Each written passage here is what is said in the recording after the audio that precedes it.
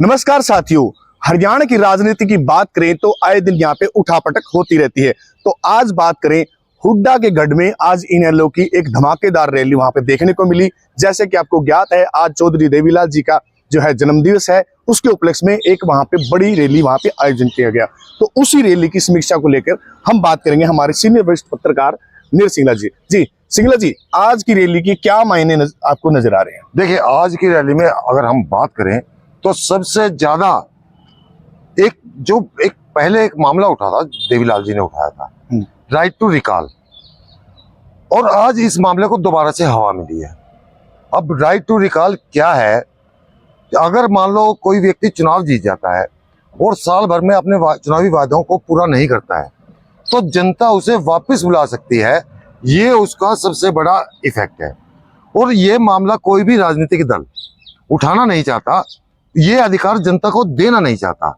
उसका कारण ये है कि जो राजनीतिक दल हैं वो कभी भी अपने वायदों को पूरा नहीं करते, चाहे बीजेपी हो, कांग्रेस हो या अन्य कोई भी पार्टियां, वो अपने वायदों को पूरा नहीं करती। चुनावी वायदे लेकर के आते हैं और चुनाव जीतने के बाद उन वायदों को भूल जाते हैं।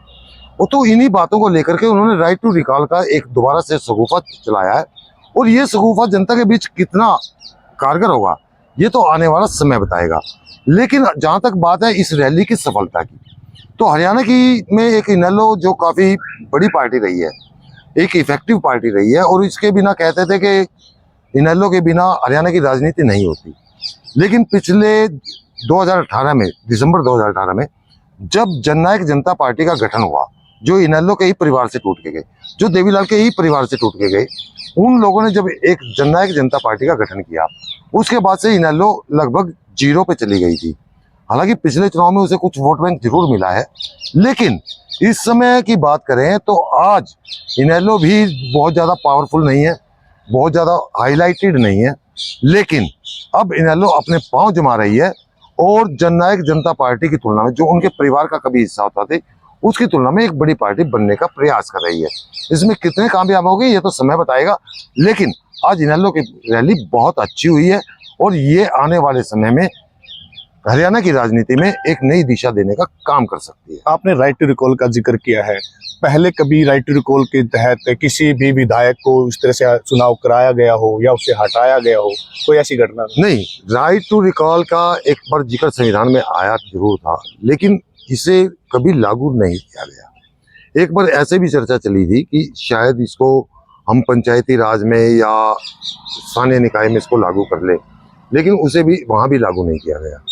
ये मामला एक ऐसा मामला है जिसको अब तक लागू नहीं किया गया। हाँ, एक दो बार गुजरात में या यू कैन से के मध्य प्रदेश में कुछ ऐसे मामले जरूर हैं जहां पंचायतों के खिलाफ लोग एकजुट हुए और फिर बाद में उनको सरकार ने हटा दिया। कांग्रेस को कितना नुकसान मानते हैं, क्योंकि जो उन्होंने जो गढ़ चुना है वो रोहतक, जो कि एक हुड्डा का मजबूत गढ़ माना जाता है, और वहां पे रैली करने से कांग्रेस को कितना इफेक्ट पड़ता है? देखिए, जहां तक सवाल कांग्रेस का है, अगर हम बात करें राजनीति की, तो जब तक आप राजनीति में ना, चुनावी राजनीति में जहां केवल सिरों की गिनती होती है, जब तक आप जातीय समीकरणों की बात नहीं करेंगे तो राजनीति नहीं हो सकती। जाट वोट बैंक पहले कांग्रेस के पास नहीं था। कांग्रेस को नॉन जाट की पार्टी माना जाता था, और इनेलो को जाटों की पार्टी। बीजेपी उस समय हरियाणा में किसी भी सीन में नहीं थी।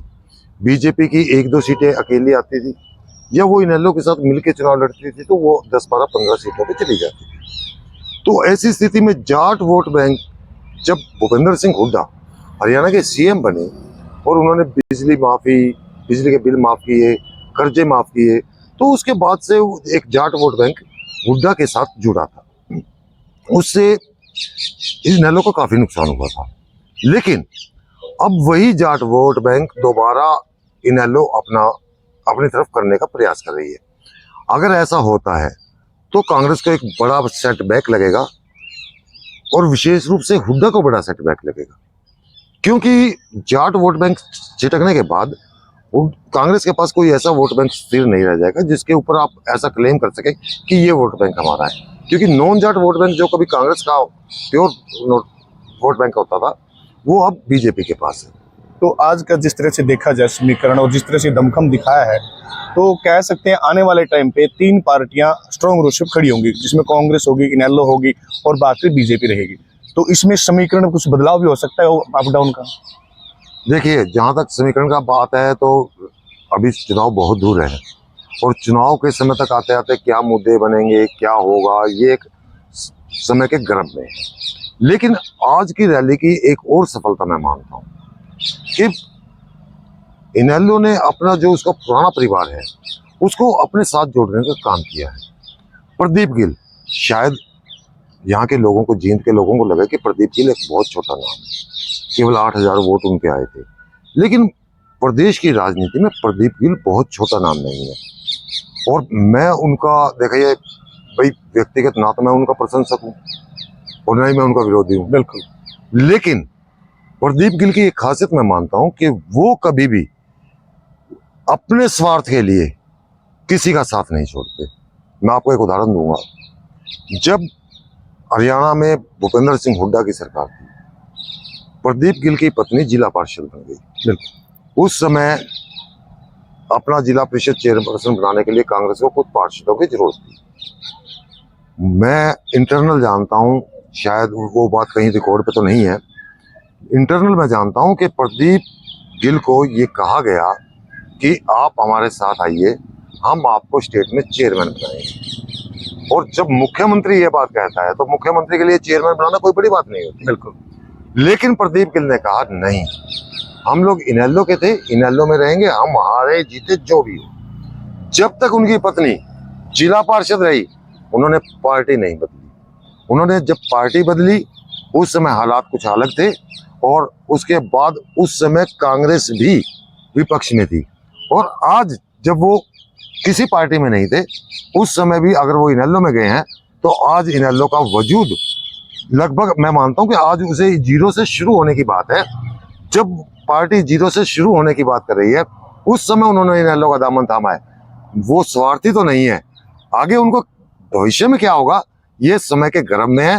लेकिन ऐसे बहुत से लोग हैं जो आज पार्टी को ज्वाइन कर रहे हैं और ये इनेलो की एक बड़ी ताकत बन सकती है और ये लोग पार्टी को आगे खड़ा करने में बड़ी मदद कर सकते हैं। धन्यवाद सर बात करने के लिए। तो बात करें आज की रैली के मायने, उसके ऊपर हमने क्या चर्चा रखी, तो इसके मायने ये निकल के आते हैं, जिस तरह से इनेलो ने माना कि जीरो से वो एक बार फिर से स्टार्टअप की तरफ मूव कर रही है और जिस तरह से इनेलो का कुनबा एक बार फिर से जुड़ना शुरू हो चुका है, तो हो सकता है आने वाले टाइम पर इसकी जो स्पीड है वो डबल ट्रिपल हो सकती है और एक मजबूत पार्टी फिर से उभर सकती है।